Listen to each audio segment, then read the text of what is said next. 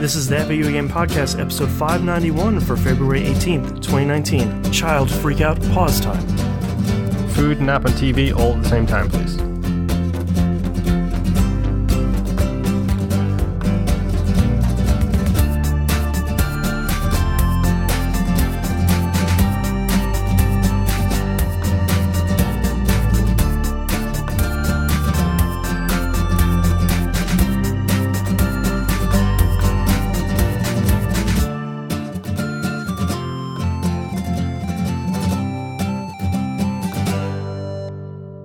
Welcome back to another episode of That Video Game Podcast. I'm your host, Boston. Joining me as always is Moonpier. Hello. I don't think we have anything to announce at the beginning. This week, there will be a brand new episode of Old Dog New Flicks for patrons. Should be coming out this Friday. And that's... there'll be a new episode of Dynamic Soundtrack coming out pretty soon. Yeah. Don't forget, patreon.com/E1M1. We don't always plug it at the beginning, but we recommend the $5 tier. That's only $5 a month. You get all of this stuff, and you help us pay for the show. It's as I always say, it's free for you. It's very much not free for us. And I don't have a paying job right now, so that helps out a lot to take that weight off our shoulders. So patreon.com/E1M1, the ones are numbers. Go sign up. $5 tier is pretty great. With all of that out of the way, Moon, what have you been playing this past week? Oh boy. Where do I start? Okay, let's start with The Story Goes On. This was the beginner roguelike that I mentioned. Yes. Probably a couple of weeks ago. To be honest, I'm just playing it to tidy, mop up some achievements and stuff in it now.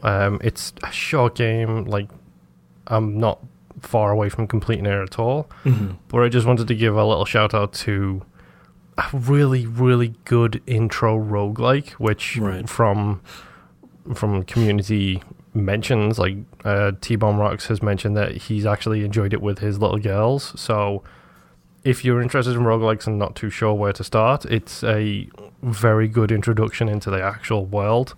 Right. It's nice and easy as well. I started with Toe Jam and Earl back in the 90s, and now you can start with a much easier game, and The Story Goes On. Yep. I started with Dead Rising, so...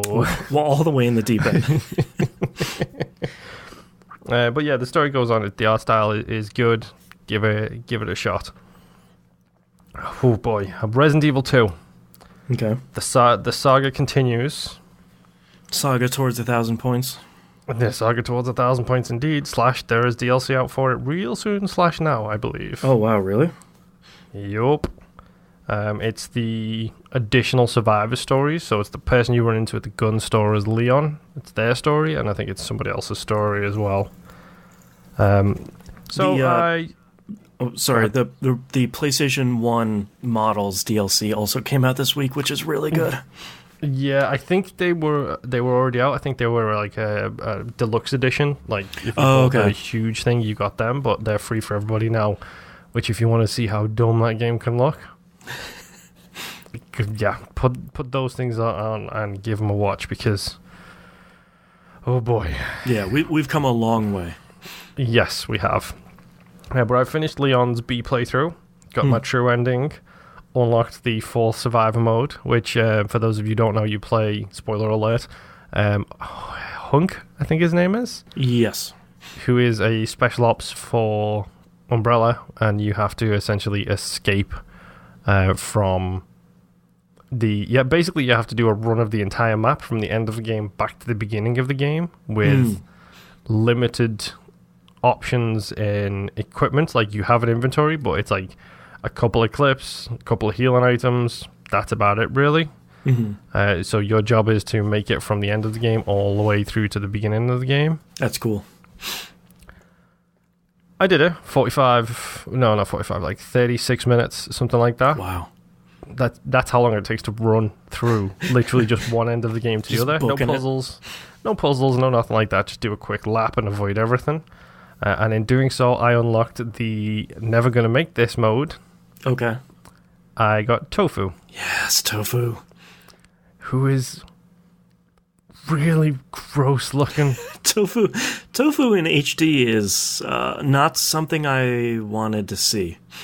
Nope. He is creepy and scary, and I want nothing to do with him at all. Yeah. That's terrifying on so many levels. Ugh. So pretty much, to be honest, that leaves me, with regards to Resident Evil 2, that leaves me with S ranked for both Leon and Claire. There is an achievement for getting an S rank. Okay. Which is 2.5 hours start to end for the game, for those of you who don't know. I've seen speedrunners do it in an hour 15. Wow. So, and that was an hour 15 on hardcore mode without saving it once. So, Jeez. It's doable. It's, am I good enough to do it? Right. The truest test. Yeah. So I could probably do it, but from what I understand, it's 2.5 hours. I can get them on standard difficulty. But if I do them on hardcore difficulty, you unlock the minigun and the rocket launcher, infinite ammo versions. Mm-hmm. So if you ever want to see something fun, go and look at the video out there of Claire pointing the rocket launcher at the tyrant. Hilarity every single time. Yeah. He said, whoop, nope, and he nopes on out. So, Resident Evil 2, man, it's like, honestly,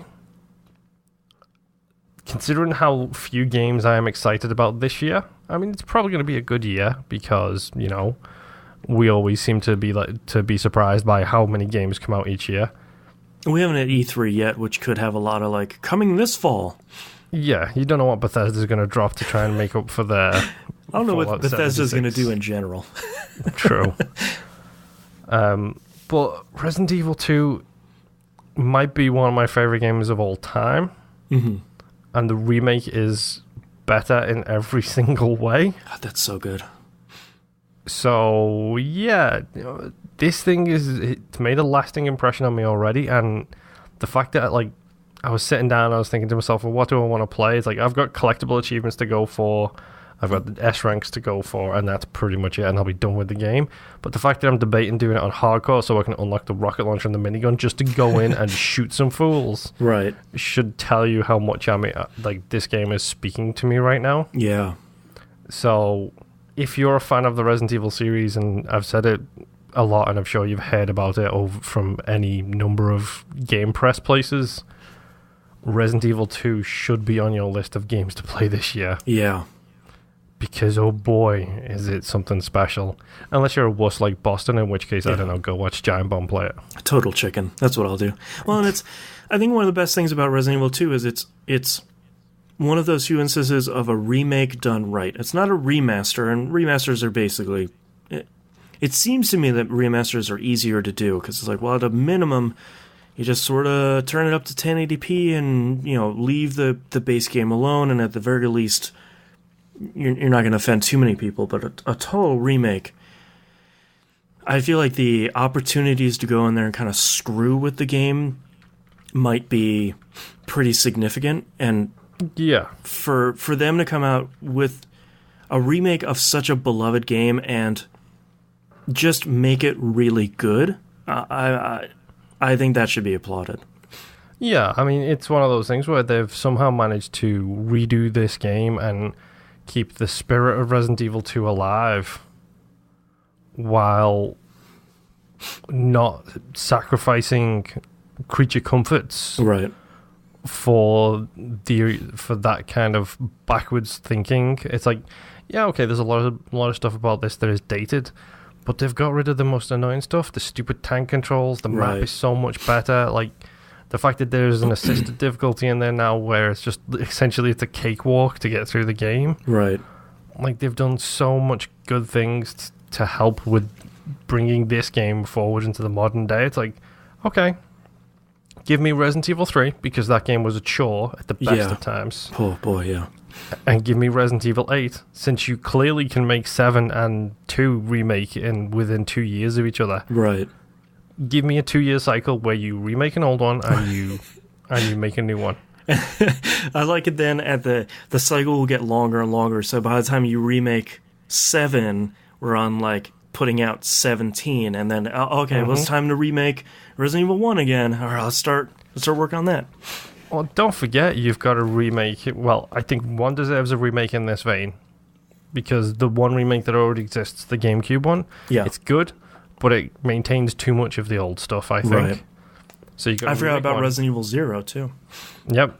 You've got Zero, you've got Code Veronica X, you've got the stupid first-person game that nobody played. You know, the other game that I forgot about, too, that I feel like they could almost revitalize now were the PS2 4-player co-op ones. You remember those ones? Nope. It was such a cool idea where, like, you and 3 other people would get dumped into a Resident Evil game, and the 4 of you have to work together to solve the puzzles and kill the zombies to get out. Mm-hmm. But it was on the PS2 where there's no real infrastructure, there was no voice chat, it was all, using the D-pad to do little, like, voice quips. Mm-hmm. I feel like that might be something you could make happen now. Well, yeah, and they also did that stupid co-op, like, third-person shooter, like, Umbrella Special Ops or whatever game. God, that's right, yeah. Yep. Umbrella Corps, maybe? Yeah, something like it was that. Called. Yeah. They've got a library of games. For better or for worse. Mm-hmm. Yo, Capcom, do me a favor and just pass that Rengen over to Square and then whisper in Square's ear, Parasite Eve. That's right. Please. Parasite Eve 1 through 3 pack would probably do really well. Oh, I wish Square would put the amount of thought into a remake as they do, because you've only got to go and look at the remakes that Square have done, and they've not always been great. No. Boy, if they took the time and the care, I think it could be something special, and Parasite Eve always has a special place in my heart, especially the second one. But you know what else Capcom could remake? And I know my wife is with me on this one. Mm-hmm. Dino Crisis. Dino Crisis would be a crazy remake to do that. I feel like you could put that out on, not do a ton to it, put it out on digital platforms for like $20. I think if the... I mean, I know it's not there. It's not Resident Evil, but the first one was essentially Resident Evil, but with dinosaurs. But I think if they could do it, it would be a perfect chance for them to get another big IP back into the world, so they're not just depending on Resident Evil and Street Fighter, because it feels like that's all Capcom have right now. Yeah, well, I mean, they have Monster Hunter. Well, yeah, their largest selling game of all time. Yeah. But, give me a Dino Crisis. Yeah, Resident Evil plus dinos plus space. Yeah. Stick it in that engine. You tell me that engine doesn't look gorgeous. Give me a Dino Crisis or a Dino Crisis 2 remade with that stuff. I would be pleased as punch. That'd be Please, crazy. Capcom. Let's see what else. I played some last day of June. Game Club just came out for that one. Yep. Going up on Wednesday? No, Game Club will be out right now. Okay. As you listen to this. Not while you're watching live. I haven't edited it yet. Check your feeds. Pointing down. Right below this one. Yes. Interesting game. There are some discussions to be had on that one, which we did have. Yep. So go check out the Game Club episode for that one. Oh boy. I played some Apex Legends. I played a couple of matches today too. Solo. Yeah, this destroyed my and my wife's Saturday and then Sunday morning. It's real easy to I got killed, I just hit that Y button, just get right back in there. Yeah, I mean, we may have played it for like 4 hours yesterday and like 3 hours this morning. Yeah. This morning, not such a good run. My runs were not good today either. Yesterday we did good. Yesterday we were generally speaking top 3 every single time. Wow. And we did walk away with a whopping 2 victories. Whoa, hey. Winner, champion dinner. Right. Which was really, really, really pleasing. Really disappointing was the fact that I am choosing specific people to try and work on those sweet, sweet Chivos. Accidentally didn't pick Bloodhound. Accidentally picked Wraith. And won. Okay, interesting. Bloodhound was the one I wanted to win with, and it's like, oh no, crap, I didn't pick Bloodhound. Oh well, we'll die, we'll respawn. I'll pick Bloodhound next time. No, we went on to win that match. Wow. Which I was pleased with, but I was very annoyed with myself at the same time. Right. So Apex Legends is kind of great. Yeah. And it's kind of amazing. The only bad thing I have to say about it really is that I don't really want to buy any of the skins or anything because they're way overpriced. Yeah, that's pretty much where I sit on it right now. It's like, okay, good for my wallet because now I'm not going to spend anything. I mean, I might drop for the battle pass when they start doing that kind of stuff. I probably will buy the battle pass. That would be a day one purchase for me if there was cross progression. I will forever want cross progression in every game. Cough, Destiny 2, cough. But we know who the culprit is, and it's Sony. Yes, which the developers of Wargroove came out hot on Sony this week, saying like, "Hey, we wanted to put the game out on your platform, but you ignored us when we asked for cross-platform, so we did it with everybody else, and we're waiting on you. So whenever you want to stop being dumb, let us know." It's like, great. It's so good. Yeah. Like, especially considering that came after like the stupid CEO, president, whatever, came out was like, "Oh, it's a switch on our end. It's dead simple. You speak to your rep, we flip a switch, it's done." It's like, literally, you had devs responding to you saying, "No, you don't. Right. You big liar. Email us back, man." Yeah. But yeah, Apex Legends, it's great. Biocat. So we had the two victories. I can't help but mention them. Like, the first victory we had was a shock because we had somebody go down in the first 2 minutes of the round. Oh wow! And immediately quit. Like, oh, good. Not even wait for the bleed out timing to go. Right. But quit. Fantastic. It's like, great.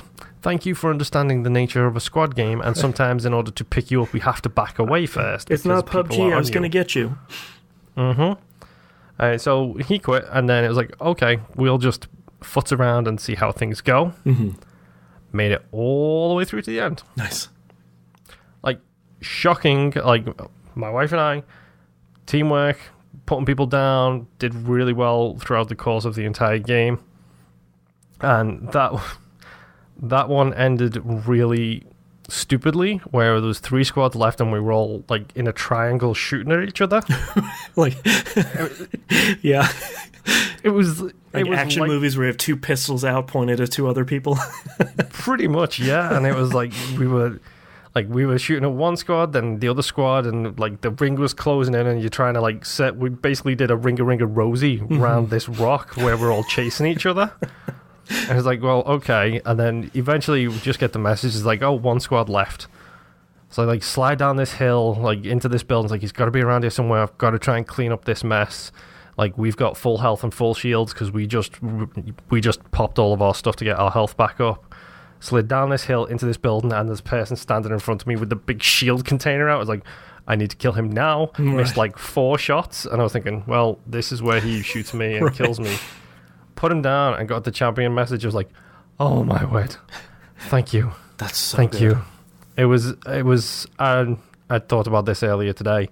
It was what I will refer to as a striker's goal, or a striker's goal in soccer parlance, which is to say someone who goes in and just taps it into the back of the net after everybody else has done all the hard work and the cluster has died down a little bit.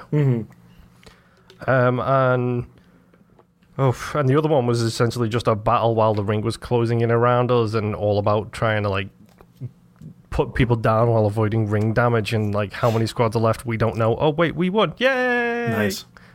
It's like, I think the only thing that I have to say about Apex Legends, and there's not much more for us to say about it that much, and we don't want to. To be fair, you're probably hearing about Apex Legends on literally every other podcast you're listening to, whether it's video game related or not. So we're not really going to belabor the point. I feel one of my biggest problems in Apex Legends, and I think this is just experience related, is I'm having a really hard time seeing enemies sometimes. I feel like there's a gunfight going on near me, and like I can see where my team members are shooting, and I cannot see the person that they're firing at. When was the last time you had an eye inspection, or whatever that thing is called? Too long. But I mean, I feel like that's part of one of the reasons why I like Apex Legends is I feel like when you look at something like Overwatch, the characters seem really big in the world. I feel like Apex Legends, they feel appropriately sized in the world. Like they're smaller than I think a lot of hero games would make the characters. Yeah, except for Gibraltar. He's just a chunky boy. Yeah, he's just a big dude. Yeah. But yeah, Apex Legends is great. Find us on our platforms. Moonpier for Xbox One, also Jansen on Xbox One and PSN. Yep, and I'm pretty sure that if I'm at work and my wife is at home, and you send her a message, zero space bearded lady zero. Yep. I'm pretty sure if you send her a message, just make sure you send a message saying fan of the show or whatever, which I need to actually specify now. If you want to play with us, do me a favor and just send me a message before you send an invite saying who you are. Yeah. Like, just say, like, TVGP or fan or whatever. I get a lot of spam. Yeah. And I get a lot of people who I've just played with who want to invite me to a party so they can smack talk about how bad I am, even though, you know. So just send a message, like, TVGP fan, whatever it is. Yep. I'll get you on my friends list, and then we'll know exactly what's going on then. Yep. But yeah, if you send my wife a message, she'll probably play it, because this game seems to have destroyed her soul. There you go. So yeah, Apex Legends, sell your soul for free. Yeah. Worth the price. My final game this week. It's a really good transitional game, because I know you played it too. I've played a lot of this. Yep, I haven't played a lot. I've played a fair bit. This is the only 2007's Game of the Year, Crackdown 3. I've probably put about 5 hours into Crackdown 3. I'm really excited to talk about it because I am really surprised that I am enjoying it a lot. I am really not surprised by how much flack this game is getting. That's one of 2019's least surprising news story. Hey, reviewers don't like Crackdown 3. Yep, because I'm going to ask you a series of questions, Boston. Okay. I'm here for you. And if you could respond in the yay-nay capacity, yes, and we'll figure out why we like Crackdown. Okay. So, in a Crackdown sequel, did you want more orbs to collect? Yes. Big, massive jumps? Hell yes. Punching people in the face and sending them flying? That's always a yes. Collecting vehicles, picking them up over your head, and then throwing them at dudes? That's not a requirement, but I'll take it. Okay. Average gun control / aiming things? Sure. Really dumb, almost pointless story?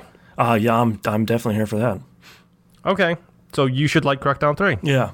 I think the thing that's hard...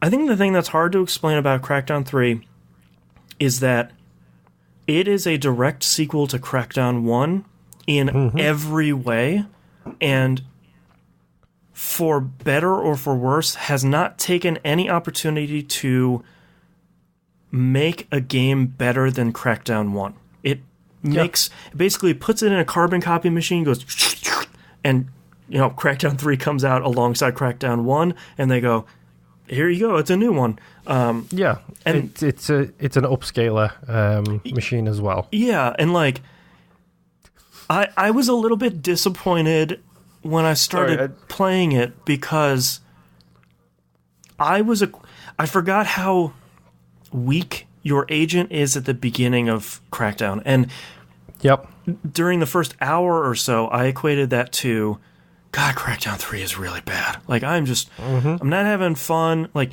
the number of story cutscenes they just pepper you with at the beginning is a little high, because you're... Out of curiosity, can you name any of the villains? Sure, I've killed 3 of them, and I know one of them is an AI called Roxy. That's the only one I could name. I couldn't tell you the actual name of anyone else. No, and to me that's fine, because I feel like that's almost Crackdown to a T, where it's like, this is the weapons guy, this is the AI for the city, here's the guy that's making this like poison drink thing. You just have to take all of them out, and then it'll weaken the top lady, and then you'll eventually kill her in 5 or 6 hours, because the game is fairly short. But once I got past that initial intro where Echo stopped telling me, like, hey, go take down this monorail, let's just get through the intro. I'm going to keep pestering you. Yeah. And I kept saying, shut up, there are agility orbs. Yep. Once I got past that, once you get into the city proper, it's like the biggest power fantasy you can play. And the game, thankfully, immediately gives you a double jump and an air dash. Yep. Combining those, man, that stuff feels really good. I got my double air dash yesterday. Oh, man, that sounds great. Oh boy, is it really good to do the agility level 2 rooftop races, and it's just like, I'm just gonna air dash through this ring and land on the next ring. Nailed it. Yeah. It's video games distilled to their purest forms as they used to be viewed. Right. As a power fantasy where you just get to mess stuff up with zero consequences. Yeah. It's not trying to tell a big worldly story. It's not trying to make you feel for your boy. Right. It's not trying to rebuild a desolate world after an apocalypse. It's here to say quack, quack, mother effer. Yes. That's exactly what it's there to say. That's what it's there. And I have to say, having Terry Crews in the game feels a little bit unfair because I'm not going to play as anybody else. I'm going to play as Terry Crews. I am not playing as Terry Crews. Okay. I am playing as one of the other agents, mostly because their XP bonus was 10% driving and 5% agility. I hate the driving, and I want to get agility as fast as I can. So my question for you is actually, now that since you're not playing Terry Crews voice when you're playing the game is really low in the mix. Is that a problem with the other agents? Yes, mine is quite quiet when they speak too. Okay. It's a little. The game is very loud at almost all times. Yep. Because I started unlocking the explosive weapons, and oh boy, are some of those things just insane. The weapon I like so far, I really wish I know the name of it. It's the one that just shoots a fire laser. I've got the acid version. I don't have the fire version yet. Boy, you need to get the fire version because the acid version doesn't work on everything. Fire version works on everything. It sets cars on fire, people, robots, drones. Yep. I have the bolt rifle, I think. Pulse rifle, which is good, yeah. No, the bolt rifle, which fires superheated chunks of lead. So it does set people on fire too. Right. So I do have that option available to me. Well, I mean, it's Crackdown. I'm jumping around. I'm collecting orbs. I do have a very major complaint with this game, which I'll get into in a second, but it was hilarious playing this with my wife and it being like that Family Guy skit where it's like, ooh, a piece of candy. Ooh, a piece of candy. And it's like orb. And thankfully they still have the same orb collection noise and like the same orb pulse noise, so it's poking your brain just like, oh yeah, I picked up an agility orb. That's good stuff. I know I've played too much Crackdown when I'm standing next to a building and I think to myself, that sounds like a hidden orb. Right. And I go around the corner and it's like, yep, that's a hidden orb. It's a doorway with a hidden... I totally forgot about the hidden orbs until I played this and I was just like, oh, okay, there's 250 of these? All right, yeah, that's going to be... This game's all right. Like 700 agility orbs. I think I had... When I started... It starts off in that really tiny area, and I picked up one agility orb, and it was like 1 out of 75, and I was like, well, that sucks. Like, there better not be 75 in this game. Picked up another one and said, like, the area name, 2 out of 75. I was like, that's more like, all right, thank you. Yep. That's more like it. And I'm already I'm agility level 4 already, almost at 5. Yeah, I'm not at 4 yet, but I'm really close. How are you on driving right now? 1. Mostly because of hidden orbs. Get to 2. Okay. Because right now you can now summon the agency car, I believe. I must have just gotten to... Yeah, okay, I can do that. Yeah, so when the first car you can summon is Lightning, who does side dashes when you're driving really quick. So if you're going down the highway... Sleepy Dog style? You don't have to actually... Yeah, exactly. Yeah. Sleepy Dog is all the way, and you can dodge through traffic without having to actually steer. You just do a little side dash. Nice. When you get it up to level 2, you get the Spider. Okay. And a Louise. this spider is the car from Crackdown. I think it was. I don't know if it was in 1. I think it might have been, but it's that big bouncy one with like wheels and it stilts and it's like highly raised up. I think that was in 1. So it has the same jump feature, except this time it has magnetic tires. Great. So if you jump and then land your wheels on a wall, you can just straight drive up the side of buildings. That's exactly what I wanted. Thank you, Crackdown, for being exactly what I'm asking for. Yeah. I get it. People look at, like, from a critical standpoint, if it's your job to critique these things, this game is an average game. It's a 6-hour game, and like each type of mission has 2 variants, and that's it. And unlocking each boss and beating each boss is pretty easy. Yeah. But I can collect agility orbs and jump over buildings, so whatever. Yeah, if you like video games and you're not a critic, this might just be the game for you, because it's all about the things that you love about video games without all of the stupid seriousness, which in 2019, we need some stupid. And honestly, this is the type of game that Game Pass was made for. You can blow through this in a weekend with your friends, and none of you are going to drop $60. And if you really like it, you're going to go collect all the agility orbs. If you don't like it, you can just delete it, and you're not out $60. And it's not that big. And it's, to me, Game Pass is really great for these level of B games. This is a B game 100% of the way. It has some serious funding behind it, mostly for their much-touted cloud service. I haven't played the multiplayer at all. But this game is just dumb power fantasy fun, and it is still, even after Saints Row 4, it is still fun to collect agility orbs. Yeah, and it harkens back to that so well. Yeah. It's still got the same sound, like you said, the same sounds, the same collections, the same everything. It's exactly what I need, because this is the game that brought agility orbs to life. And the shooting still feels wonky, and the controls aren't right. Like, they should have swapped X and R LB, because it would have been easy to have pick up stuff on LB and reload on X. That's how it should have been. Because you're going to reload more than you're going to pick stuff up. But at the end of the day, you hold L2 or left trigger to highlight somebody, and then you just hold down right trigger just to light them up. Yeah, it's also stuff like I can't remember if it was in 1, but for those of you who don't know, clicking your right stick is also a jump button, which allows you to maneuver the camera while at the same time, like, doing your double jumps and your dashes and stuff like that in the air. So you don't have to lose control of the camera while at the same time trying to maneuver these jumps. It's a really smart little touch. They don't have the stupid orb ping, which really annoys me, the fact that they don't have it from 2. Interesting. I hadn't realized. I wish they did. Unfortunately, they don't.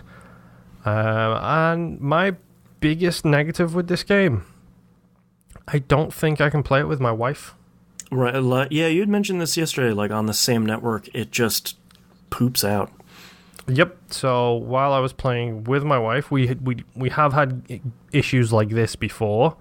Friday the 13th, we officially cannot play that game together anymore. It will not even allow us to get into the same party as each other. Weird. So at some point they've patched something, and it must be because we're on the same network. Right. We just can't play together. While we were trying to play Crackdown 3, we jumped in together, we started the game together, and it ran poorly, would be an understatement. Right. Like, we were looking at sub 20 frames a second at times, like hitchy, really latent controls, like firing, everything. It wasn't running that well at all. When I was playing it with her, I thought, okay, I can understand where all the criticism has come from. Right, this game is just a mess. And then we thought, because we would constantly getting notifications in the corner, like network slow, network fine, network slow, medium, slow, fine, medium, slow. And it just kept on going and going. So I'm curious, because I know some of our community members have been playing it co-op. I want to know if they've had the similar issues. Yeah, it doesn't sound like it. It doesn't, which means it's really annoying, because this is a game I really wanted to play with my wife and introduce her to the world that is Crackdown. Right. But guess what happened? We stopped playing together. We went into our own world. It's like, oh no, now it runs crystal smooth. Now the frame rate is fine. Yeah, it's a stable game. It's stable. The controller latency has completely vanished. Yeah.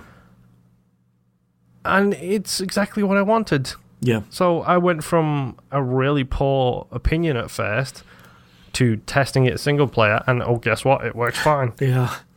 Jimbo Jangles in chat says, I love how if you fall off a propaganda tower, you can spawn back on the highest ledge you were at. Nice touch.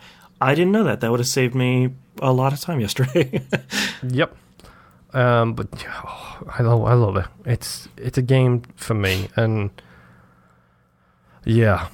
I like Crackdown 3. Cosmic Storm in chat says, I can't believe Phil Spencer would talk about this game every chance he got. Yeah, the thing that seems weird is it seems weird for them to have promoted this as much as it is, mostly because it's a good game. It's not even an average game. I think it's a really solid game. It's really not a big tentpole release for them. In the same way that Crackdown 1 and 2 never were. Like, you can't say Gears and Crackdown. Like, they're never on the same level. No, Crackdown was the thing that they put the Halo demo in both times. Yeah. Like, that's what Crackdown was. Like, to be honest, I think the only reason this has been talked about and pushed as much as it was is because I honestly think that for Spency, this is one of his games. I think he is a Crackdown boy. Yeah. And if you are the head of a major corporation and you get the chance to promote one of your games, like if Boston suddenly was in charge of the Sony development side of things, guarantee you Boston would get up on E3 stage and start talking about all the visual novels coming Days Gone is going to be real great when it comes out in 2019. Yeah. And you'll tell everybody about all the visual novels that are That's out. right. 428 Shibuya Scramble on sale right now.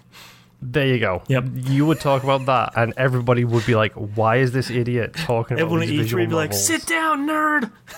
Exactly. Yeah. I do think Spency is a Crackdown boy, and God love him for it, because I think this wouldn't have happened without him. No, probably not. I mean, I think when you look at Crackdown 3, I think you're playing a game that had a troubled development. I don't know that for sure. It sure as hell seems like it, because it seems like for a Crackdown game that's been in development for a number of years, none of us really know how long, it sure seems more bare bones than you would expect a game to be in development for this long to be. Again, not having played the Wrecking Crew. The Wrecking Crew. Because you can't party up with people and play Wrecking Crew right now, which means I'm not going to play it. For me, it's mostly a case of I'm curious how much they ripped out. Yeah. When they had to basically change the entire skew of everything. Yeah. Like, maybe Wrecking Crew is the remnants of what that was, but we'll never know at this point. And you know what? That's fine. I'm happy with the Crackdown I got. Yeah. I'm enjoying playing it. I will probably play with community members and see what messes we can get up to, especially when Wrecking Crew can be played with people you know. Right. And I'm fine with that. Yeah. This is the game that I'm looking forward to. Yeah, the game. Go ahead. We have so many games right now that are games as a service or battle royale games or 100-hour JRPGs that it's okay for a game to come out every once in a while that's like 6-hour campaign. You have the whole island unlocked, and you can collect agility orbs, or you can do driving challenges, or like me, I'm probably going to collect a whole bunch of agility orbs and sort of say, all right, I had my fun, I'm going to go off and go play something else. And that's okay, especially with it being a Game Pass game and not dropping that $60 on it. If I play it for 10 hours, okay, that's the perfect use case for Game Pass. Yeah, and I've seen a bunch of people saying like, well, just because it's on Game Pass, it's not an excuse. And you're right, it's not an excuse. Sure, yeah. You can still go out and buy this game for $60, and if you do that and you don't like it, that's on you. Yeah. Just as it always was on you to do the necessary research on games before you buy them. Yeah. And now you have Game Pass. It's there's no reason not to have Game Pass if you have an Xbox One. Yeah, you are perfectly fine and within your right to be unhappy with it. Yeah. That's fine. Don't be telling me I'm wrong for enjoying my time with this game. I need something where I get to smash some stuff up and really just let loose. Yeah. And this is Crackdown 3, and I'm going to play it more and more. And unlike you, I will not give up. I have 1,000 gamer score in Crackdown 1. I have 1,200 in Crackdown 2. I will not stop. I don't know if I got 1,000 in the first one. I know I collected all the agility orbs. I feel like there's something I didn't do in the first one. Maybe it was difficulty. You had to beat it on a higher difficulty. Maybe I didn't do that. I don't remember. I don't know. But yeah, I don't know if I feel driven to do it in this one. Mostly just because of backlog. Yeah, I mean, to be honest, this is the thing. It's like, it's the same thing that's always happened where it's just like, oh, God, I'm kind of glad it's short because at the end of the day it will allow me to move on and play these other games. I mean, I've got Yakuza 0 on my plate. I've got Red Dead Redemption 2 on my plate. I've got 100 hours. Exactly. I've got Kingdom Hearts 3 still sitting there waiting to be played. Right. But all I want to do is play Resident Evil and Crackdown 3. Right. And Apex Legends. Yeah, Resident Evil and Crackdown, like, what year is it? That's a very good point. Yeah. Oh, man. That's all you played this week, right? Yep. Speaking of Kingdom Hearts 3, I platinumed it. Why? Because the platinum is really easy, and by the time you finish that game, you're more than halfway towards getting the platinum. Okay, that's not bad. That's the kind of game I actually like. None of them are difficulty based. You don't have to beat it on Proud. I almost wish they would have put it in there because Proud difficulty is... No, you shut your mouth. Proud is always a great... I will always fight anyone who says you need to play it on Proud the first time. That's wrong. Stop doing that. I always like playing Proud the second time because I like seeing how far the game can push back on you. Proud does usually require you to grind, which is not what I want to do in Kingdom Hearts at all. But I beat the secret boss, who I didn't realize was a secret boss until I looked it up later.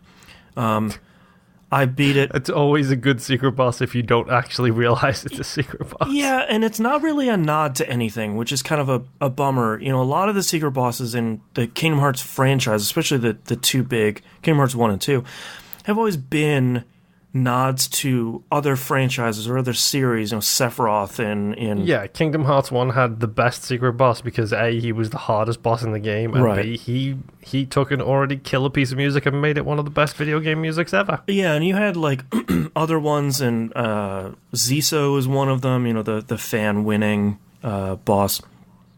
The one in this, I beat it at level 60 with Ultimate Weapon with no problem. Oh, wow. Which is kind of a bummer. I thought the battle gates were a cool idea. Basically, they're once you beat the game, all across the game, there are these little like blue orbs that spawn. You go up and interact with them, and basically they send a couple of waves of enemies at you. Cool idea. Makes it easy to farm for synthesis materials, which is really nice. Or grind to get to level 99, which wasn't... Once I was done with everything else, I was like a level 95. So that's not bad. Yeah, there's very little grinding I needed to do. I had a lot of trouble with the secret menu recipes at the bistro. It's once you beat the game, there are 7 additional things that you unlock. Each one of those will give you an ingredient. that unlocks the secret menu. And so I looked it up, and I didn't realize I had an item called the Gourmand Ring that makes missing things. It makes the mini games easier, doesn't it? Yeah, like it's stupid easy how much easier they are. So knocked that out pretty quickly. Do you want to know when you received that? Probably really early in the game. Literally, he gives you the ring when you give him the ingredients when you first meet him. Of course. So, like, within the first 3 hours. Yeah. Okay, that one's on me. Yeah. But yeah, I did 64 hours was my platinum time. That is counting, child freakout pause time. Yeah. So who knows what time that really was, probably more around 40 hours, which... Yeah, with you, that can mean anything from -20 to -4. Right. Like, or in the case of Destiny, like -400. But yeah, Kingdom Hearts 3, I don't have much else to say about it that I didn't say last week. It's a good game. I don't think my feelings have changed after platinuming it. There wasn't anything secret at the end. There wasn't any, 100% completion, anything like that, which is fine. Yeah. But Kingdom Hearts is good. Don't start with Kingdom Hearts 3. That's not the thing you should do. Yeah.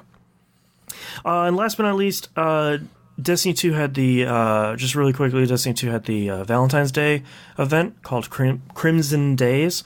I didn't really do that last year. I think that was the Curse of Osiris release, which we don't really talk about anymore.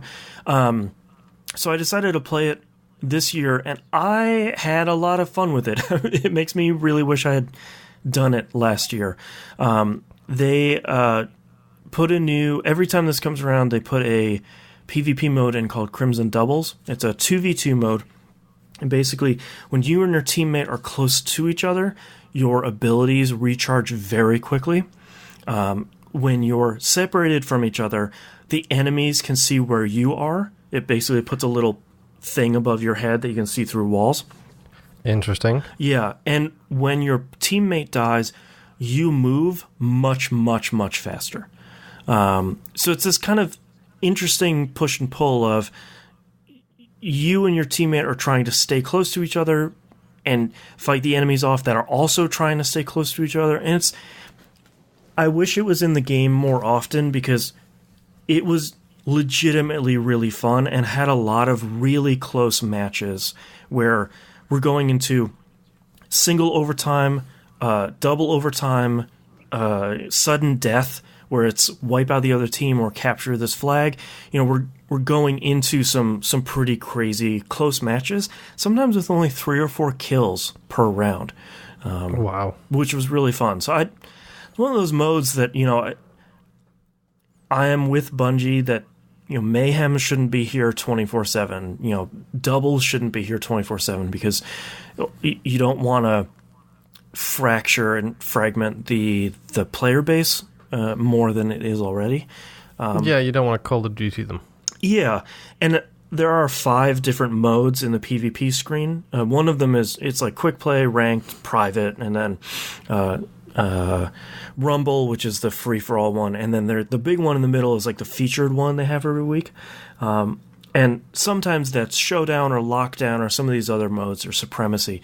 It'd be nice if Crimson Doubles was in that rotation, even if it came out like once every 3 months, that'd be okay. Speaking of once every 3 months, they announced that the new season starts March 5th. So we are...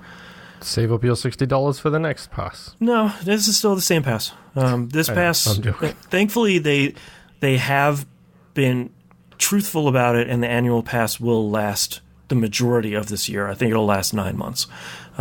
So that's not too bad. They're talking about making some fundamental changes to Gambit as part of Season of the Drifter, since it is Gambit themed, especially revolving around invaders in Gambit, which does need a lot of help. I'm hoping that they make some good changes. I'm sincerely hoping that Bungie makes more changes faster. The player base, including myself, are getting tired of, we hear you and we're listening and we're investigating month after month after month, with patches that come out being things that are hurting good classes and not doing things with other classes. So how many times are you gonna talk the talk without walking the walk, kind of thing? Yeah, like PvP is in a pretty bad spot right now because of a Titan exotic called One-Eyed Mask, and it makes that class, it's frustrating because it makes that class really strong, and for Titans, that's the only piece of armor you're going to run on that class in PvP because it's so strong. And without those options, that's really frustrating for both Titans and non-Titans. And that stuff, that PvP needs a lot of help, and they made the announcement this week about Trials of the Nine. It was called in Destiny 2. It's not coming back anytime soon, and it was removed from the game months ago, and they don't have it on the slate for like the next 2 seasons, which is 6 months. And good job putting that achievement in, guys. Well, now you can get it by just talking to Xur.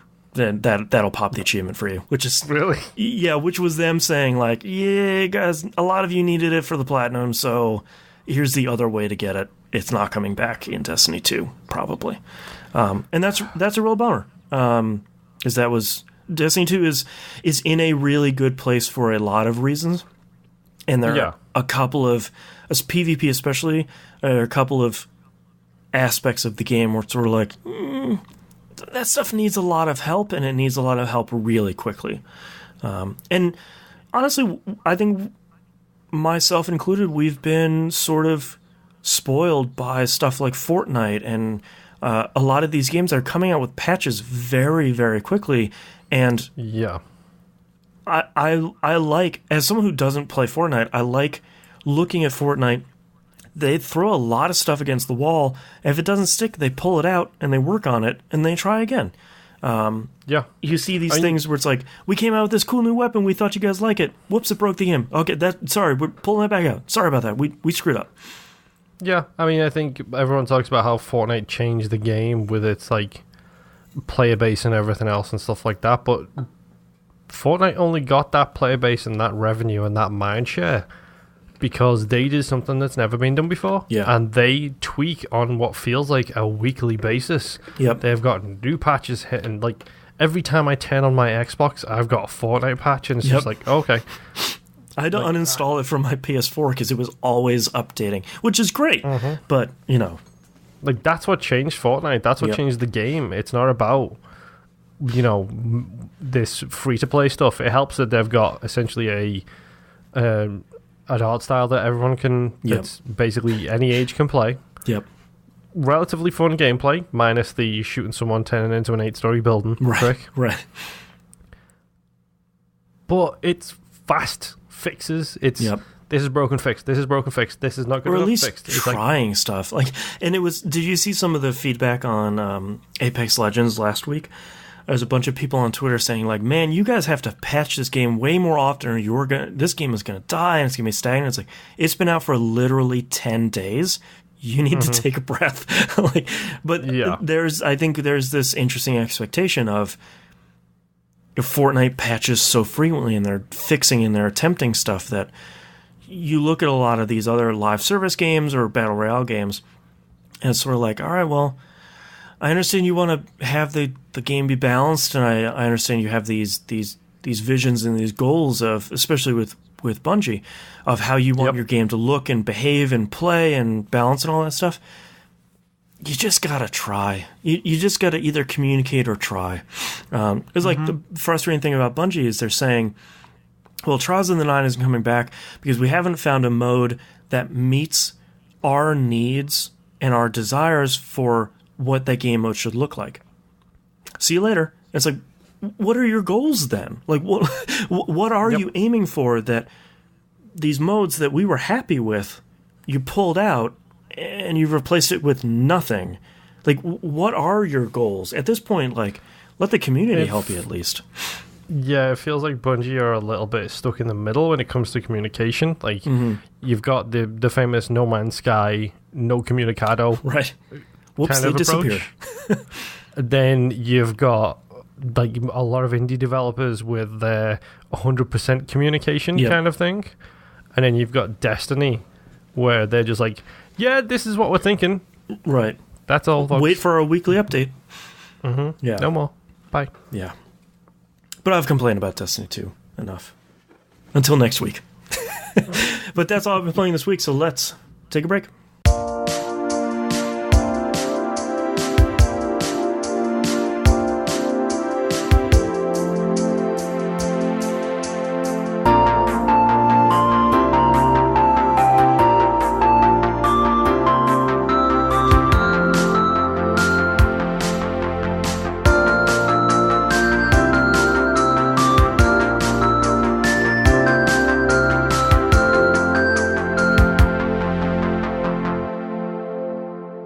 Let's talk releases for the week of February 19th, 2019. Steins Gate Elite coming out on PC, Switch, and PS4. If you haven't played Steins Gate before, play the original. I don't think this one replacing the CG images, the beautiful art style of Steins Gate with the animated anime stuff is the right choice. So, but Steins Gate is really good. You should go play that. Speaking of stuff that's really good, Phoenix Wright Ace Attorney Trilogy comes out for Switch, PS4, and Xbox One. Oh, no. If you haven't played the Phoenix Wright games, all three of these games are great. Every single minute of them. Please be on Game Pass. I know it's not going to be, no, please.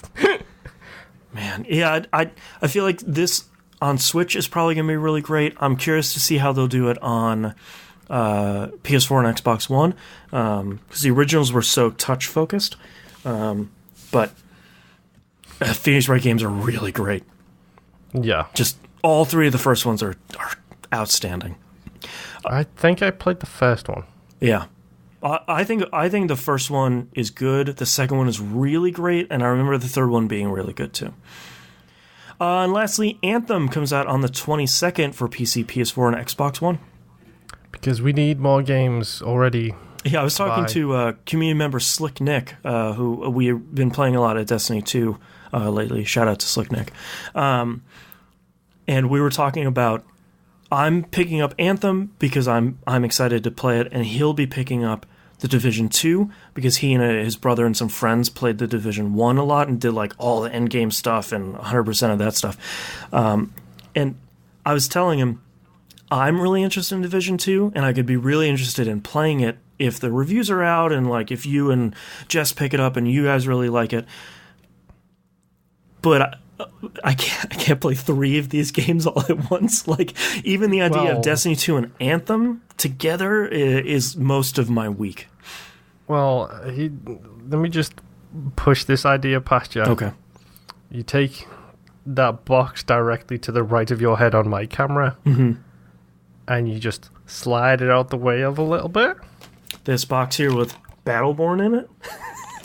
No, I said to the right of your head. To the right of me, yeah. The one on the shelf behind you. Oh, the Destiny 2? You monster. Yeah. You take that and you just slide it behind your head so you can't see it. And then you put Anthem there and you replace Battleborn with Division, and then you don't have to think about Destiny ever again. And the great part about Destiny is usually once the first couple of weeks of a season are over, I'm not a raider, so I don't have to play every day of every week. I'll play on reset day, of course, do all the normal weekly stuff. But beyond that, I have more time to dedicate to Anthem because I don't have a new expansion of Destiny hasn't come out. So yeah. Oh no, something I liked about Destiny was when I was playing the vanilla Destiny 2. It was like jump in on a Tuesday or whatever it was, play it 4 hours, done for the week. Yeah. Or like jump in every day for half an hour to an hour, and then you can do that too. So Destiny. All right, let's move on to news stories. We usually don't talk about Nintendo Directs because they don't have a lot of surprises in them. and then they dropped the bomb. February's Nintendo Direct has a lot of surprises. To say how strong this Direct is, they started with Super Mario Maker 2. And that was their beginning game, which so far looks great. It looks like they stuffed more stuff in Mario Maker, which and then put it on Switch, which is kind of all you wanted. Yep. So thanks for putting that on Switch. I look forward to hearing about and never watching the war between Klepek and Dan Reichert. Reichert. Yeah. Someone's charity will win at the end of the day, at the very least. Yeah. The fact that got announced and Patrick Klepek tweeted one word is just so great. Astral Chain is the new Platinum game. Looks crazy in a way that Platinum games are, where they showed a lot of stuff and they showed a lot of graphics and gameplay, and I still am not sure what that thing is. I'm curious if this is the game that caused them to be taken off whatever they were working on for Sony. Because they were developing something for Sony, just like they did with Battleborn. Not Battleborn, Beats by Dragon for Microsoft. They were making two games at the same time then, and Microsoft took them off that. Right. And it looks like they've just done the exact same thing to Sony. Well, there's a misconception for one game. They were working with Cygames to put out a Grand Blue game on PS4. That might be the one you're thinking of. Their contract ended. No idea. A lot of people are saying, like, oh, they fired Platinum. Platinum came out and they're like, no, we did our work and we're done. So, like, someone else is going to finish the other stuff. To me, it almost sounds like Nier Automata, where, clearly Platinum made the combat and someone else made this stuff and someone else made, they're a contract company now. So Sleepy Dogs. Yeah, exactly. The Tetris company announced a new Tetris game that's I'm not joking, it's a Tetris Battle Royale called Tetris 99. I've not yet played it because I downloaded it to only realize you need to have Nintendo Online for it, which makes sense. Yep. Have not yet purchased that. That's the dumb kind of stuff I want to see out of Tetris, and apparently it's really good. The best thing is, it's supposed to be incredible. Yeah. I have managed to hopefully keep this off my wife's radar for a long time. Right. So she doesn't need another Battle Royale. No, we'll scooch this off and we'll pretend like it doesn't exist, and we'll just pretend that Tetris 99 is a weird anime from Japan. That's right. And then we'll be fine. Yep. They showed Fire Emblem Three Houses. Boy, they showed a lot about that game, and 99% of it was story and lore and kingdoms and houses, and they showed probably about 2 combined minutes of gameplay, and that looks really good because it's Fire Emblem, and those games are really great. Yep. If you're into it, you're into it. So I will see you and Mina and Musum Nami at the next pub. Nope, I tapped out of Fire Emblem. The problem is those games are so much and so long, and ironically, they're putting out a lot of them. I can't keep up. And I want to do 100% of those games, and that is asking for trouble. They put out a demo for Daemon Ex Machina, which is still a really great title. Yep. And Resident Tech Head gives it 2 thumbs up, so I am 100% interested in this. And Musum says he really likes it. So he's the Resident Tech Head. Oh, okay. I thought, to me, he's the Resident Mech Head. A little bit of Mech Head. Mech Head PhD. Yeah, we'll go with Mech Head. Yeah. Hellblade Senua's Sacrifice, going to be coming to Switch. They showed a bunch of, I mentioned this because it's surprising that title is going to come to Switch. It doesn't seem like a natural fit.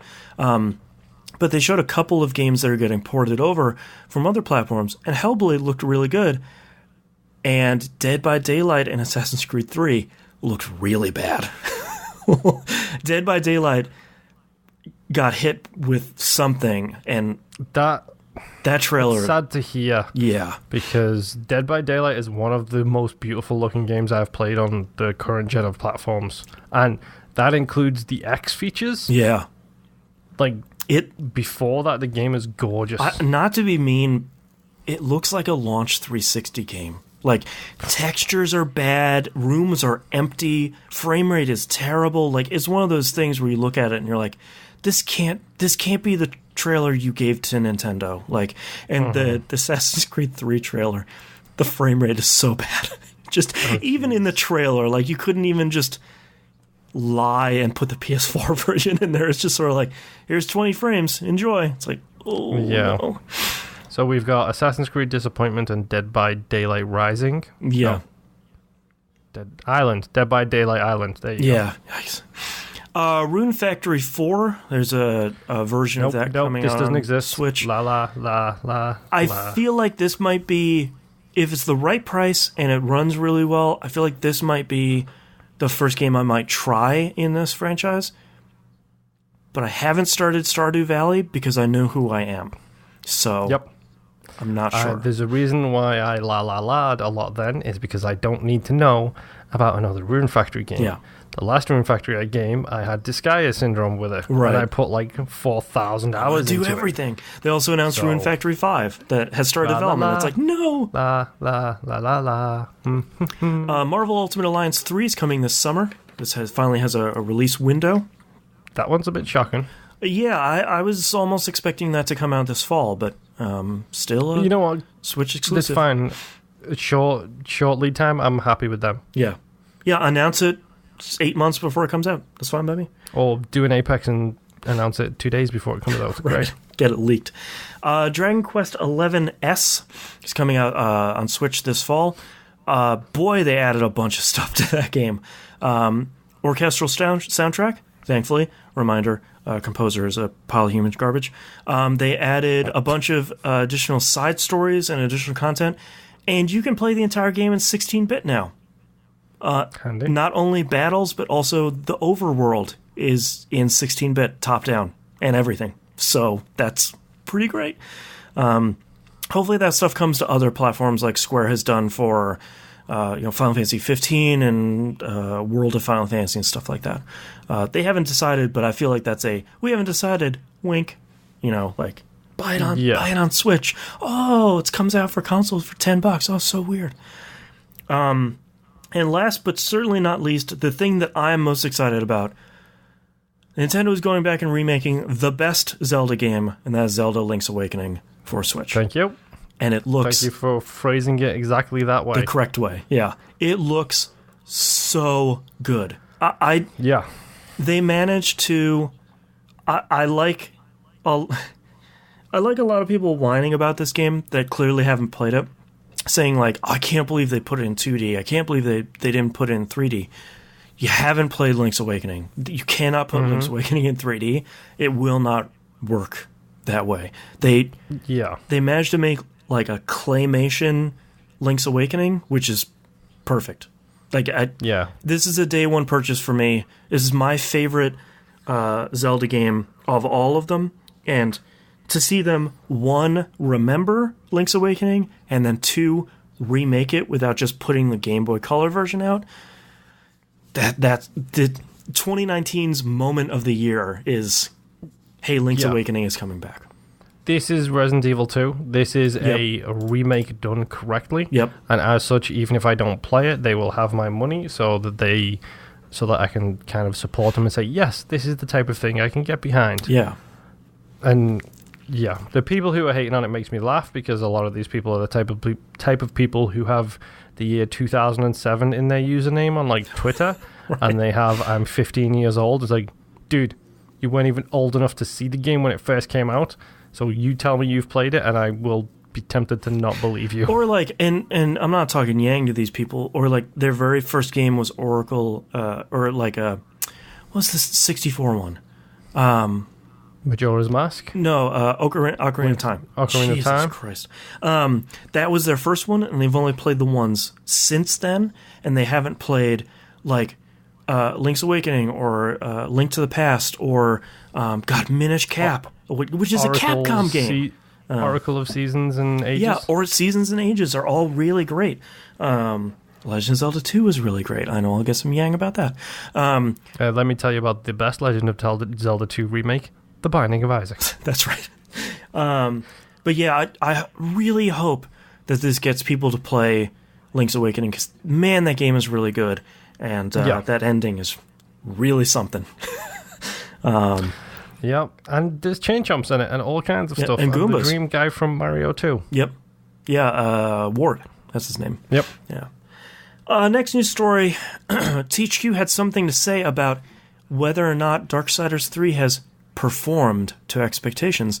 I'm sorry, THQ? That company doesn't exist anymore. Well, THQ Nordic does until they just chop the Nordic off. They say that Darksiders 3 has met expectations. I thought we would report on good news. It has made its investment, its development, and marketing investment back. And THQ Nordic is happy with how it performed. And I think that's really neat. Nice for them to come out and say, because it launched very quietly to very poor reviews, had a very sizable patch to sort of give you the option of a classic control and fighting style. And it's nice to see them come out and be like, that game did well for us.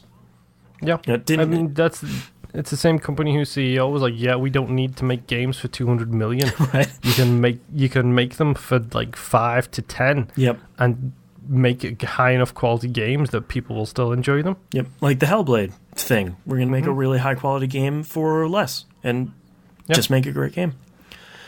Speaking of making great games for less, the 3-person studio behind Hollow Knight, they were teasing for the last couple weeks the unveiling of the very final DLC pack for Hollow Knight, the Hornet DLC. They announced it this week, and it's actually a completely full-size sequel called Hollow Knight Silksong. I read this news story and then immediately jumped on Twitter because I couldn't help but love to see you. Bugging out over this game. Yeah, I was already excited to play a Hornet DLC because I think she's a cool character and I thought that would be fun. And for them to just say, hey, we're coming out with an entirely new game and Kickstarter backers get it for free because we made that promise, that's really great. Number one, good on them for the Kickstarter thing, and number two, that's fine. The DLC got too big, make another game. That's fine. Them saying like, "Hey, we make another full-size Hollow Knight" is me sort of saying like, "Oh no, my favorite meal, I get it again." You know, like that's really great. So watching the trailer is really great. They got the movement right with Hornet. It looks like it's a lot more mobile than the main character of the original Hollow Knight, and I think that's really great. Hornet's the one who flies around like crazy. Yeah, it has like the following her. Yeah, it has the little like sewing needle. Yeah, so you get to play as her, and it's coming out day and date for PC and Switch. And they said, "Yeah, we're going to put it on other platforms. There's 3 of us," which is sort of like, okay, yeah, sure. Speaking of good communication, right? Speaking of honest expectations. All right, let's move on to questions. T-Bomb Rocks in Discord says, Crackdown 3 is getting overall mediocre reviews. I think all of these questions are about Crackdown 3 this week, so just heads up. A lot of gamers are really enjoying it. Like myself, seeing it has faults, but overall just being the fun game we wanted. It seems a few times each year we get a game that's either loved or praised by gamers, but reviews poorly. You also see it has the other way around, with the games being on Game Pass, even with the poor reviews. Do you think Xbox will consider it a success? Yes.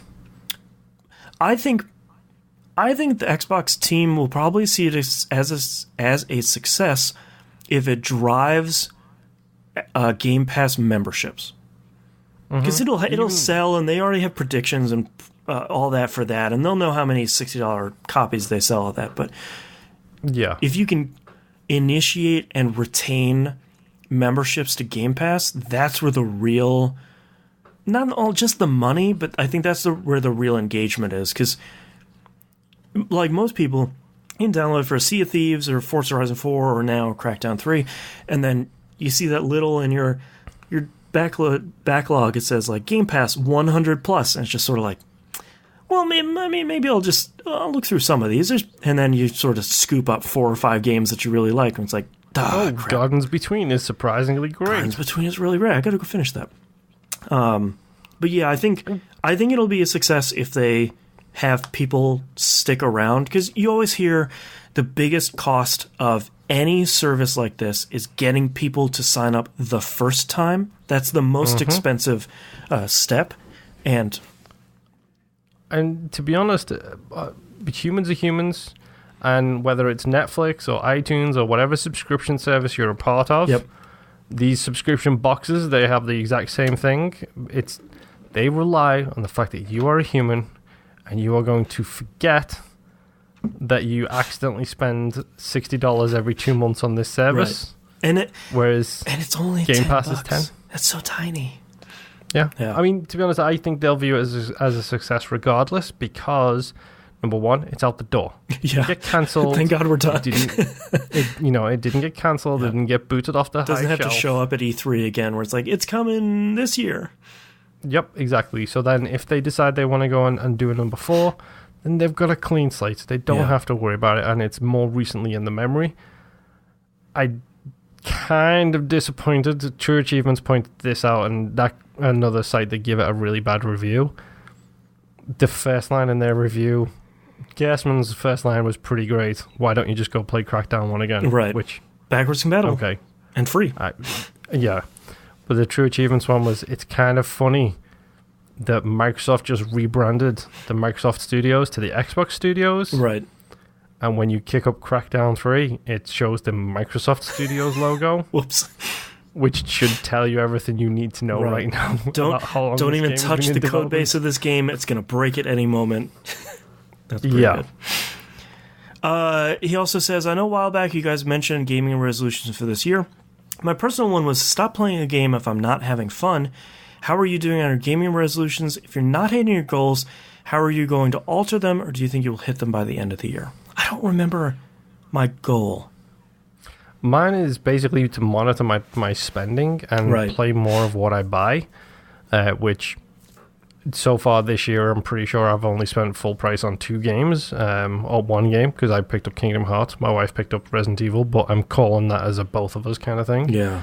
Resident Evil kind of stole my life for the past 2 weeks, 3 weeks, so I'm not doing too bad on that, and anything else I'm spending wise, it's mostly Game Pass stuff and backlog, because I need to clear out some of that backlog. Me too. I just popped in Yakuza 6 in my PS4 where it's like, all right, I've got to finish this thing and like get it on my backlog. But yeah, I didn't realize until I downloaded Crackdown. Number one, Microsoft is doing a really great job with the Xbox Game Pass app.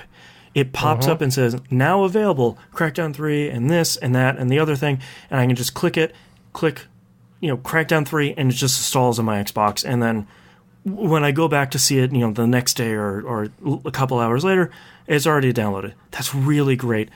Everyone should do it. Please and thank you. My spending this year has been down so much because of Game Pass. And I saved, I think I mentioned it in January, I saved $120 last year. Yep. I didn't buy Forza, and I didn't buy Sea of Thieves. Yep. I mean, just at the very least, that paid for Game Pass for the year. And then all the other stuff like Gardens Between and Bomber Crew and all these other great games that are Super Mega Baseball is on there. Or the second one. I don't remember. One of the second one. Yeah. There's so much good stuff on there, and it's so stupid cheap. I feel like my gaming resolution for this year is probably the same as it's been previous years, where I want to play stuff in genres I don't typically play. But I haven't really seen a game that's outside of my wheelhouse yet that's praised enough where it's like, all right, that's the one in X genre that I should go check out. Like Steins Gate for visual novels. Everyone's like, all right, if you want to play a visual novel, here's the one you want to play. And it's like, okay, cool. That was a really great experience and opens more games in that genre. When is FIFA Street going to come out so I can finally get Boston into soccer games? Yeah. I'm not opposed to soccer games. I just feel like that would be... If we play the Street game, that's the arcadey introduction. And then I can graduate you to the full 11 on 11 experience. You know what's crazy about me is I would almost rather play Football Manager rather than FIFA. there's a game that I can get behind. Yeah. Let's talk about some thousands of hours. Or like Simulation Soccer, which, what was that, a ZX Spectrum game? Simulation Soccer 2? Yeah, that was like way back then. 35 years old. Like, I would almost play, because I like, Stats. Kairosoft made one for mobile devices. Oh, I don't remember what the game was. But it's basically, you train up your team and you set your strategy and you get all your sponsorships and stuff, and then when they go play the game, they just play it by themselves depending on how you've raised them up. That's my jam. That's the stuff. I love the fact that Football Manager has forever been one of those dark horse top seller games. Yep. But nobody in America pays attention to it. No. Yeah, and it's one of those things where it's like they'll come out with another one, it'll sell like 2 or 3 million copies over the course of a year, and it'll do well enough. Yeah, maybe I'll stream me figuring out Football Manager. That'll be my late night. Like, all right, the kid and the wife are in bed. Let's spend an hour or two studying Football Manager. Yeah, good luck with that. Yeah, I'll need the O'Reilly book for Football Manager. Maximus Prime sends a whole bunch of questions in here, so we're going to just take them here from the top. Thank you very much. I'm not making fun of Maximus Prime. Thank you for sending questions. Since I have a sneaking suspicion that Crackdown 3 is going to be talked about a lot this episode. Nope, not at all. Didn't mention. There's already one question this week that I felt I needed to ask, being that Crackdown 3 is currently sitting at a 60 on Metacritic, as website or 4 websites in the red with a sad 3.7 by gamers. Why do you think this is? Possibly because of a troubled and overly drawn out dev cycle? Probably. The negativity that still exists by too many gamers towards the quote-unquote old Microsoft. Could it be that, in my opinion, the very dated gameplay loop, story, gameplay, and overall look and feel of a 2013 open world game or something completely different? I don't know why I find this game so interesting to dissect. Because of that, I really look forward to hearing your thoughts. Keep on keeping it real, gents. Well, I present to you on the Crackdown 3 thing, which is critics are not always right. And the best example I have of that is the time that my cat started chasing something around on the floor. But also the time that Jim Sterling, famous controversial figure that he is, right, gave Deadly Premonition a 10 out of 10. Mm-hmm. When everybody else gives it 2s and 3s. That's a 10 out of 10 game, though. Where's Deadly Premonition these days? Yeah. It's rated as one of the best cult classic video games of the past 20 years. God, that game is so good and so horribly broken. It's broken. The controls are bad. Yep. There's so much wrong with that game. It's so good. That from a critical perspective, it is a broken thing. And Sterling kind of broke the mold with that. Mm-hmm. And he said, yes, this game is broken. This game is a 10. It is a must-play video game. Mm-hmm. It launched Swery's career. Yeah. For me, stuff like Crackdown is the same. Yes, this is a broken game. For me, this is an 8 or a 9 easy. Yeah. And I think when you look at it from the outside, I think you look at how far Far Cry has come. Probably not far enough. The major leaps that Assassin's Creed has made over the last 2 titles, how great Saints Row 4 was, how great The Witcher 3 was. I think you look at any number of open world games, and you shouldn't compare them because, like, Assassin's Creed Odyssey and The Witcher 3 are not the same game, but they're technically both open world games.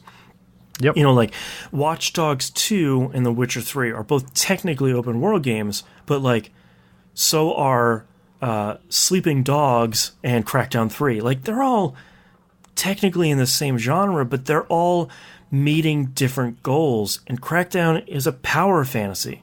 You're literally leaping over buildings and punching dudes until they fly hundreds of feet away. Like, it's such a different game that I agree. I think Saints Row 4 did so many things really well. I don't know if it did a lot of things better. It's a very similar game to Crackdown, especially with the agility orbs. But the biggest difference that Saints Row 4 had was it had not the best story they've ever done, but it had an incredible story and campaign. Yeah. And that's Crackdown's biggest failing is its lack of like significant story. But you know what? I don't come to Crackdown for that. No. After Saints Row 3, I came to Saints Row for the story. I think Crackdown 3 has too much story. I love the look, the design of the cutscenes and everything. I think all that stuff is really great. The voice acting, we forgot to say, they got the same narrator back. That guy's still really great. Echo's voice actor is good. I just want to blow stuff up and like throw cars and destroy stuff. In Crackdown, I don't care why. Yeah. And one of the few games where it's like, I don't really care. You put a person in front of me, I'm going to blow them up. You put an AI in front of me, figure out how to blow them up. Yep. Spoiler alert, in Crackdown 1, you were the bad guy. Right. Yeah. And in this one, who knows? Is anyone really a good guy? That's what Crackdown 3 is really asking. So Maximus Prime follows up with another question the next day. Says, so have you ever played a game for about an hour and totally turned off, you quit, and said it was horrible, only to play it for another 15 minutes the next day and find your previous negative perception was completely presumptuous and absolutely incorrect? If so, what was that shift and what game? Oh, and yes, that just happened to me with Crackdown 3. Funnily enough, that was Crackdown 3 for me. Yeah. Mostly because of the co-op issues. As soon as I wasn't turned off by it, but as soon as I put it in single player, I was like, "Yep, okay, I'm fine with this." Yeah. That happens to me with a lot of games. If I'm playing them, like at the end of the day when I'm tired, I don't want to go through an intro. I don't want to go through the tutorial of like move the left stick to figure out how to walk. Cool. Like look at these lights. Is that comfortable, or would you prefer to invert the controls? Right. Like I don't want to go through all that, and I don't want to go through learning all the controls and stuff. I'd rather play Apex Legends or Destiny 2 or Binding of Isaac, like something I already know how to play and I can sort of chill to. None of those games are that chill, but I would rather play the comfort food games rather than start a new game. So that happens to me a lot where it's like, all right, I'm going to get in this game, and like 10 minutes in I'm like, I might be way too tired to play this. Maybe that's why I hate it. Oh, I'm trying to think for me. I mean, it doesn't really happen to me because I'll be honest, I'm stubborn and way too patient. Right. My wife will happily tell you I am very, very patient. My manager and colleagues at work will happily tell you how patient I am, considering all the stuff I put up with there. Right. So I don't really have that kind of thing, that snap judgment and then turn around. It's like I will play a bad game to death because I started it and it will be finished, which is me needing to evolve my opinion of what I need to get from games. Right. Speaking of resolutions, because games aren't a case of get as much money as you can anymore. Right. I don't need 255 games installed, but I have them because I started them, and I'll be darned if I'm not going to finish every single one of them. Don't look at me. Yes. Yeah. Yeah, I don't know. I feel like I'm in the same boat. I really try and give every game a shot, especially if I've spent $60 on it. I really want to try to, and I think Crackdown 3 is a really great example. And I talked about this on Twitter when the reviews were coming out a couple days ago, and they were really bad. And reviews were really bad and continue to be really bad for Alpha Protocol, a game that I love. It's like one of my top 10 games of all time. And I really like playing and really genuinely trying a lot of B games because sure, stuff might be broken or some feature of the game might not work or is just, you can completely ignore it. Kingdom Hearts 3's shot locks. Vampire combat. Yeah. But that is usually, if you can give a game like that a shot, there's usually something in there that's really, really good. Like Alpha Protocol's story. Sure, the shooting isn't great until a longer in the game than it should be. A lot like Crackdown 3. It's like, boy, this game feels really slow and clunky. Oh, I leveled up my agility. Oh, right. Okay. Yes, that's right. Each one of these games starts out kind of bad. Yeah. But sticking with B games, I feel like more often than not turn out to be a really great experience. And I feel like people misunderstand B games aren't... It's not an insult. Well, and also, B games aren't broken games. There are games that come out that are just bad, and they don't work, and they're just trash.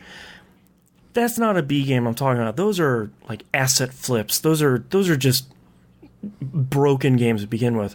But like the Alpha Protocols, the Vampires, the Crackdown series overall, those are the ones you want to stick with because there's something... There's gold. There's like a nugget in there that's really worth something. To rip from the headlines here, you might even say there is some diamonds in the rough when it comes to B games. Right. But yeah, that's why I fight so much for these B games on the show because, we talked about Deadly Premonition.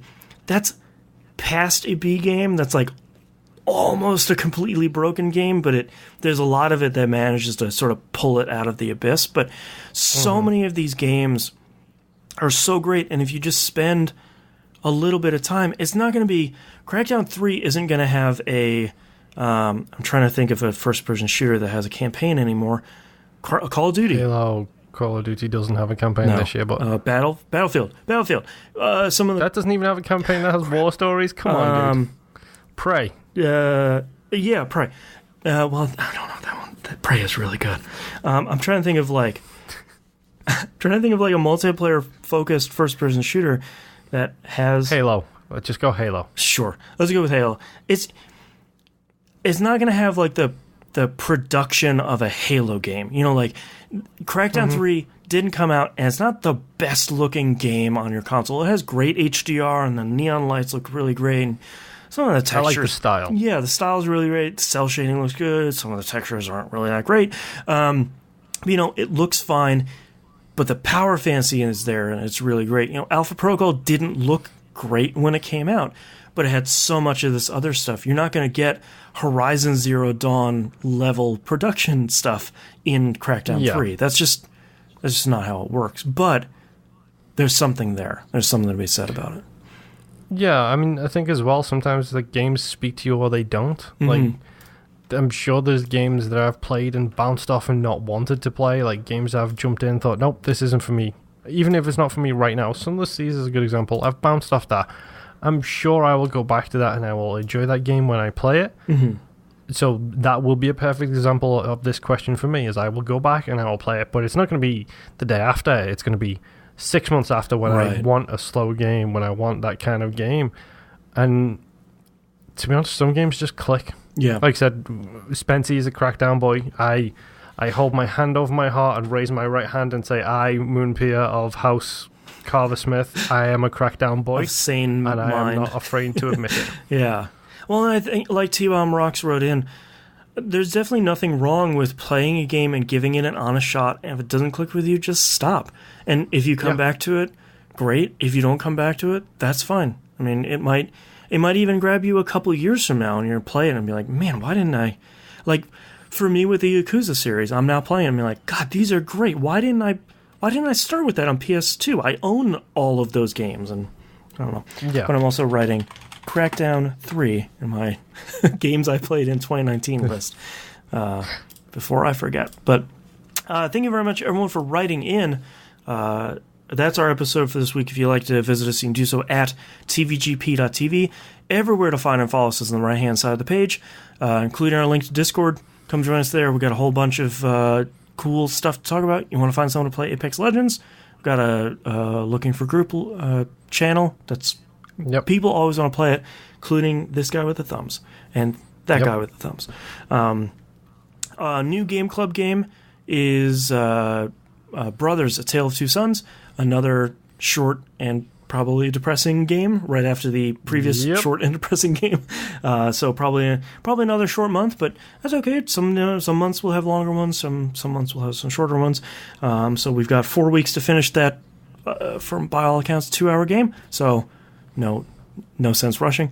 Patreon.com/E1M1. The ones are numbers, like we talked about at the top of the show, helps fund this show.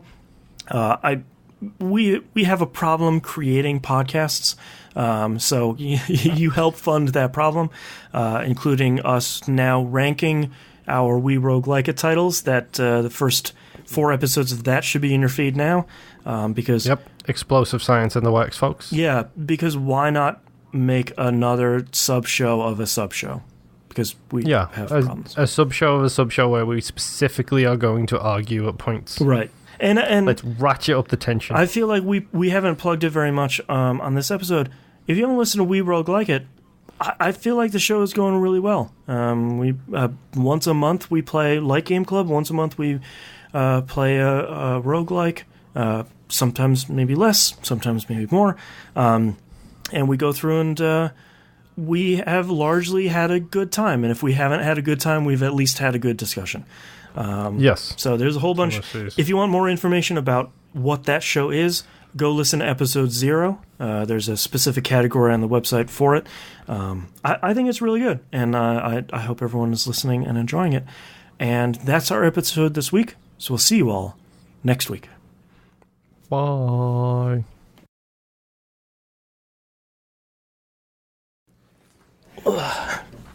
Okay. Hit me with those titles. That was my watch on the table. It's bumping in everything. Okay. Do not swear, do not swear. All the way in the deep end. No pun out. Winner, winner, champion dinner. I forgot that one, yeah. That one's good. Striker's goal. Oh, wait, we won. Yay! Chunky boy. We need some stupid. Sit down, nerd. Crackdown boy. What year is it? Sorry. What year is it? What year is it? Child Freakout pause time. That's the one I forgot. No Comunicado. Mechhead, PhD. And Jimbo in chat. I like playing proud. Oh. That one's good. PhD. I like playing proud. Okay, I started with Dead Rising, beginner roguelike, Tofu in HD, which is one of my favorite ones. Winner Winner Champion Dinner, I really like that one. Sell Your Soul for Free. Oh, that's a good one as well, actually. That's a good one. Chunky Boy, BOI, of course. Yes, Sit Down. And Crackdown Boy is also BOI on my notes for the record. Sit Down Nerd, Child Freakout Pause Time, which I also really like. Mechhead PhD, and I like playing proud. I like Child Freakout Pause Time, Sell Your Soul for Free, Tofu in HD, and Winner Winner Champion Dinner. Yeah, for me, Winner Winner Champion Dinner and Child Freakout Pause Time. They both kind of take it for me.